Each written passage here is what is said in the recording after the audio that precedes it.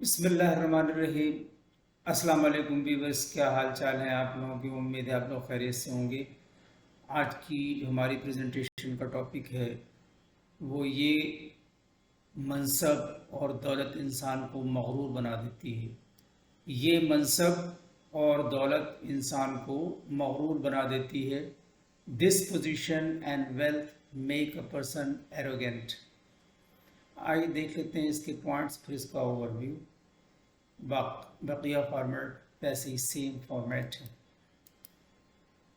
Number 1، غرور اپنی طاقت، دولت اور عہدے کی وجہ سے خود کو دوسروں سے بڑا سمجھنا اور دوسرے لوگوں کو خود سے کمتر اور حقیر سمجھنا یا خود کو خدا سمجھنا۔ وہ اپنی طاقت اور دولت سے کچھ بھی کر سکتے ہیں اور کوئی ان کا کچھ بھی نہیں بگاڑ سکتا، غرور کہلاتا ہے۔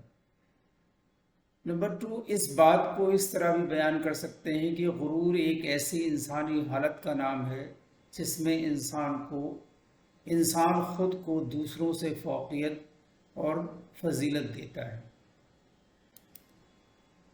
آئیے دیکھتے ہیں اس کا اوور ویو اور خلاصہ کیا ہے۔ اس کا خلاصہ جو ہے وہ یہ ہے کہ غرور اپنی طاقت، دولت اور عہدے کی وجہ سے خود کو دوسروں سے بڑا سمجھنا اور دوسرے لوگوں کو خود سے کمتر اور حقیر سمجھنا یا خود کو خدا سمجھنا کہ وہ اپنی طاقت اور دولت سے کچھ بھی کر سکتے ہیں اور کوئی ان کا کچھ نہیں بگاڑ سکتا، غرور کہلاتا ہے۔ یا آپ اس بات کو اس طرح بھی بیان کر سکتے ہیں کہ غرور ایک ایسی انسانی حالت کا نام ہے جس میں انسان خود کو دوسروں سے فوقیت اور فضیلت دیتا ہے۔ اللہ تعالیٰ سب سے زیادہ غرور اور تکبر کو ناپسند فرماتا ہے۔ غرور کا گناہ سب سے پہلے شیطان نے کیا تھا، جب حضرت آدم علیہ السلام کو، تمام فرشتوں کو اور شیطان ابلیس کو اللہ تعالیٰ نے سجدہ کرنے کا حکم دیا تو شیطان نے یہ کہہ کر سجدہ کرنے سے انکار کر دیا کہ حضرت آدم علیہ السلام کو مٹی سے بنایا گیا اور میں آگ سے بنا ہوا ہوں۔ تو اللہ تعالیٰ نے شیطان کے اس غرور کو سخت ناپسند فرمایا اور شیطان کو قیامت تک مہلت دے کر اپنی بارگاہ سے نکال دیا۔ اس دنیا میں لوگ اپنی طاقت، دولت، عہدے کے نشے میں اپنے اندر اس قدر غرور اور تکبر پیدا کر لیتے ہیں کہ خود کو خدا سمجھنے لگتے ہیں۔ دنیا میں اس کی مثالیں نمرود، شداد اور فرعون کی ہیں، جو اپنی دولت اور طاقت کی وجہ سے اس قدر غرور میں مبتلا ہو گئے کہ خود کو خدا کہلوانے لگے۔ وہ لوگوں پر اپنے غرور کی وجہ سے ظلم کے پہاڑ توڑتے تھے، لیکن اللہ نے ان کے نام و نشان بھی دنیا سے مٹا دیے اور انہیں دنیا کے لوگوں کے لیے عبرت بنا دیا۔ بڑائی تو صرف اللہ کے لیے ہے۔ اللہ تعالیٰ اپنے بندوں میں عاجزی کو پسند فرماتا ہے اور وہ انسان میں غرور جیسے کبیرہ گناہ کی بالکل اجازت نہیں دیتا۔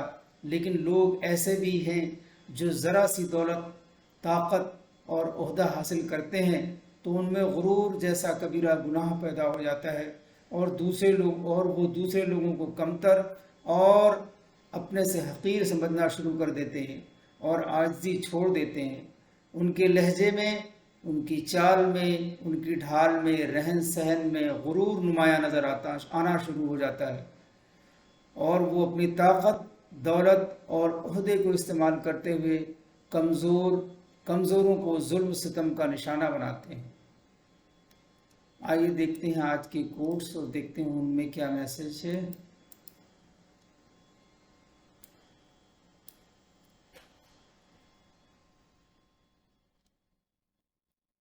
دنیا میں وہی لوگ سربلند ہوتے ہیں جو تکبر کے تاج کو دور پھینک دیتے ہیں۔